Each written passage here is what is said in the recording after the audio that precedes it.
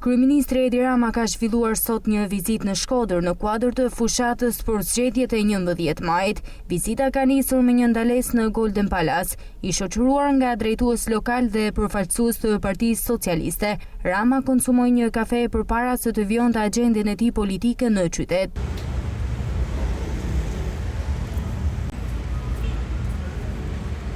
Më pas takimi me qytetarët vjoi në Kinema Republika, ku gjatë fjalimit të mbajtur para mbështetësve, ai theksoi rëndësinë e prezantimit të investimeve 10-vjeçare të qeverisë në qytetin e Shkodrës, përfshirë projekte të mëdha në infrastrukturë, turizëm, arsim dhe kulturë. Rama u shpreh se në një dekadë në qarkun Shkodër janë investuar 1.3 miliardë euro.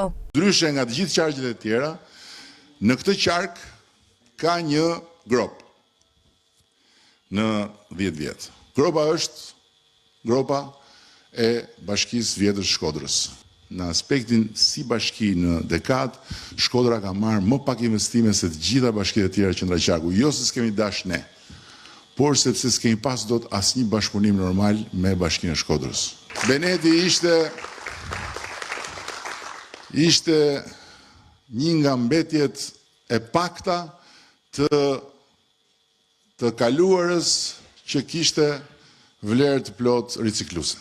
Të gjitha këto akset e asfaltuara, këtu jemi në 315 kilometra rrugë të brendshme të qarkut Shkodrës në një dekadë. 414 projekte janë bërë për qarkun Shkodrës.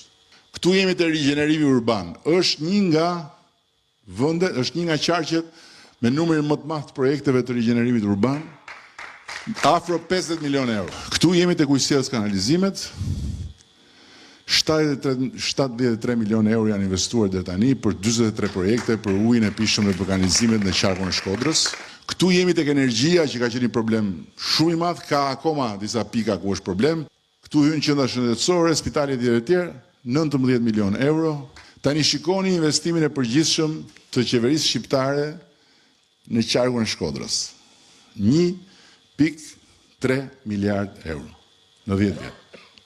Në fjalën e tij para qytetarëve të shumtë, Rama ironizoi drejtuesin politik të qarkut Shkodër për Partinë Demokratike, Luciano Boçi. Shkodranët e Partisë Demokratike duan të jenë me Shqipërinë, Europën e Ballkanit apo me Luciano Fake Pavarotin për të kënu Kong Elbasoni që duken si arje në La Scala.